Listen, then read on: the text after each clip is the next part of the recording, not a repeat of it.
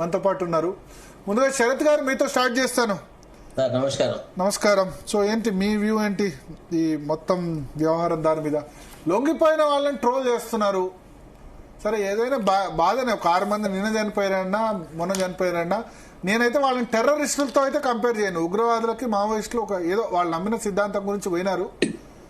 But వాళ్ళు కూడా లొంగిపోతే బాగుంటుంది.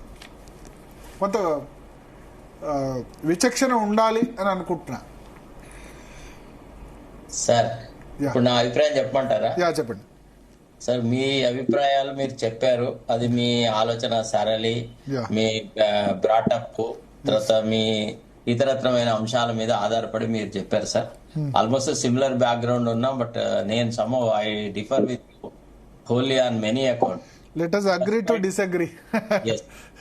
ఫస్ట్ పాయింట్ ఏంటంటే, ఈ ఇన్సిడెంట్స్ గత కొంతకాలంగా ఈ ఆపరేషన్ కగార్ అనే ఒక ప్రక్రియ ద్వారా వ్యక్తుల్ని కనపడ్డ వాళ్ళని ఒక భావజాలం ఉన్నందుకే వాళ్ళను చంపడము, లేకపోతే తీసుకుపోయి చంపడము, ఇదంతా చూస్తుంటే అసలు భారతదేశంలో ఒక రూల్ ఆఫ్ లా అనేది ఒకటి ఉందా, లేకపోతే న్యాయ వ్యవస్థ అనేది బతుకుందా చచ్చిపోయిందా అని నాకు డౌట్ వస్తుంది అనమాట. ఎందుకంటే ఎన్నో అంశాల మీద, థర్డ్ క్లాస్ అంశాల మీద సుమోటోగా అది ఇది కేసులు టేకప్ చేసేసి రకరకాల వ్యవహారాలు మాట్లాడేవాళ్ళు. భారత రాజ్యాంగంలో జీవించే హక్కు ఒక అతి పవిత్రమైంది అని అంటారు కదా, it is the heart of the constitution అన్నాం కదా. మరి ఏమైంది? సోకాళ్ళు బుద్ధజీవులు, మేధావులు, కథా కార్ఖానా, తర్వాత పబ్లిక్ ఇంట్రెస్ట్ రిట్ పిటిషన్లు వేసేవాళ్ళు, ఇతరత్రమైన వాళ్ళు. అసలు సుప్రీంకోర్టు ఒక్కసారి కూడా కేంద్ర ప్రభుత్వాన్ని ఒక సంజాయిషి అడగలేదు. What is your operation Kagar, what is the object of it, how many people have been killed in real encounter, what is the basis. ఇప్పుడు మీరు రైట్ ఆఫ్ సెల్ఫ్ డిఫెన్స్ కిందనే కదా యు ఆర్ యూజింగ్ ఫోర్స్. ఆ దాని మీద కూడా చాలా రకరకాలైనటువంటి న్యాయ సూత్రాలున్నాయి. ఎంత ఫోర్స్ ఉపయోగించాలి, ఎంత ఉపయోగించకూడదు, ఎట్లా చేయాలి, ఎట్లా చేయొద్దు అనే దాని మీద. సో ఇవన్నిటి సిద్ధాంతాలన్నిటి తుంగలో దొక్కేసేసి కేవలము మేము ఒక టార్గెట్ పెట్టుకున్నాము, ఆ టార్గెట్ ప్రకారంగా ఇంతమందిని చంపేస్తామని చెప్పి ఒక పద్ధతి ప్రకారంగా చంపుతున్న తీరు. తర్వాత రెండోది ఏంటంటే, నాకున్న ఇన్ఫర్మేషన్ ఇప్పుడు వీళ్ళు హిడ్మా వీళ్ళందరూ తెలంగాణ పోలీసులకి కాంటాక్ట్లోకి వచ్చి తెలంగాణలో సరెండర్ అవ్వాలని ఒక ఆలోచన చేసినప్పుడు వాళ్ళను ఆంధ్రాకి డైవర్ట్ చేసేసి ఈ ఇన్ఫర్మేషన్ ఆంధ్ర పోలీసులకు ఇచ్చి చాలా క్రూయల్ స్ట్రాటజీ లాగా చేసేసి వీళ్లను అంతమొందించినారు అనేది అంటే కొంత సమాచారం నా దగ్గర ఉంది. అంటే వీళ్ళు చెప్తున్న విషయాలు. ఏది ఏమైనా కానీ annihilation of A political individual is not correct. తర్వాత మనం కొద్దిగా ప్రాథమిక హక్కులు, ముఖ్యంగా జీవించే హక్కు. ఇప్పుడు అతను అజ్మల్ కసబ్కేమో ఈ undergoes a trial, he is declared convict, and then there is a punishment and it is executed. But ఇక్కడ అదంతా ఏది లేదు కదా, not even brought to book. ఎంతసేపు మావోయిస్టులు వాళ్ళని చంపారు, వీళ్ళని చంపారు, అట్లా జరిగింది, ఇట్లా జరిగింది, అది ఇది అని అన్నారు. తర్వాత ఒకటి భరత్, నేను 1982 నుంచి దాదాపు నేను ఉస్మానియాస్ లో ఉన్న వ్యక్తిని, ఉస్మానియా ప్రోడక్ట్ ని. అంటే మేము చూసిన జనరేషన్, మేము కూడా I was also participant in radical movement as N RSU member. ఆ రోజులలో ఎన్నో సంఘటనలు, ఎన్నో ప్రాంతాలలో ఈ తునికాకు పోరాటాలు అనుకోండి, తర్వాత లేబరర్స్ కి సరైనటువంటి వేతనాలు అనుకోండి, భూస్వాముల అరాచకాలను అనుకోండి, మావోయిస్టుల పాత్ర చాలా గణనీయంగా ఉండింది. నిజానికి అసలు యాక్చువల్లీ ఒక మనిషికి విలువ అనేది మావోయిస్టుల ద్వారా సంప్రాప్తించిందని నమ్మే వ్యక్తిని. రెండోది, మా ప్రాంతాల్లో వెట్టి చాకిరి మేము చాలా చూసినాం. అంటే మీ జనరేషన్ వాళ్ళు చూసారు లేదా కానీ I used to see it.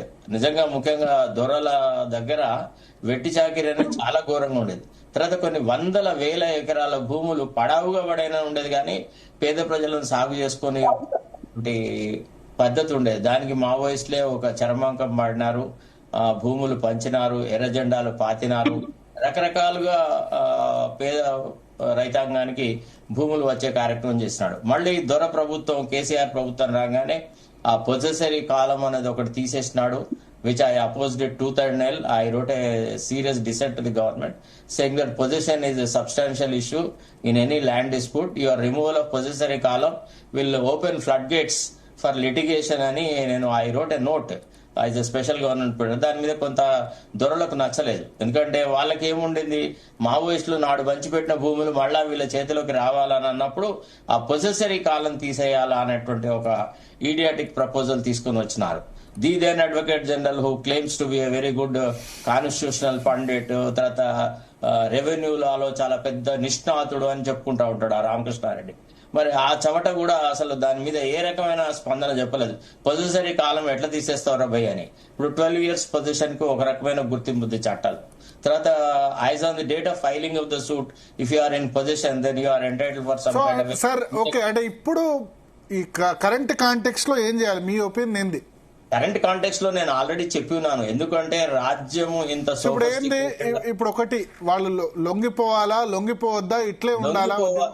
నేను మీకు ఇదివరకే చెప్పి ఉన్నాను, ఇప్పుడు కూడా చెప్తున్నాను. ఇప్పుడున్న పరిస్థితులలో కూడా ప్రాణత్యాగం అనేది అవసరం లేదు.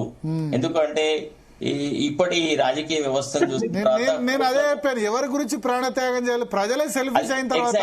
Exactly. In fact in my earlier carrier journalist నేను ఒకళ్ళిద్దరిని ఓవర్ గ్రౌండ్ తీసుకురావడానికి కృషి చేసినాను. I have succeeded also in bringing them to the main stream of life. వాళ్ళు ఇవాళ మంచి హ్యాపీ లైఫ్ గడుపుతున్నారు. In fact I offered my services also as a lawyer. ఎవరైనా అట్లాంటి ఓవర్ గ్రౌండ్ రావాలన్న ఆలోచనలో ఉంటే please contact me with my connections with the government and everybody. I try to help them up అని. కాకపోతే ఇప్పుడు ఈసారి మాత్రం ఈ హిడ్మా విషయంలో మాత్రం నమ్మించి గొంతుకొస్తున్నారు అనేది నాకున్న సమాచారం. ఏది ఏమైనా ఒక వ్యవస్థ, ఇప్పుడు మొన్న ఉపరాష్ట్రపతికి పదవికి పోటీ చేసిన సుదర్శన్ రెడ్డి గారు పెద్ద పెద్ద పుంకాలు లెక్చర్లు ఇస్తాడు, మైకులు వాళ్ళకు కొడతాడు. మరి ఇట్లాంటి ఇన్సిడెంట్ జరిగినప్పుడేమో నోరు మీద పడండి. కానీ ఛత్తీస్గఢ్ సల్వా జుడూం జడ్జిమెంట్ ఇచ్చింది ఆయనే కదా, హిస్టారిక్ జడ్జిమెంట్.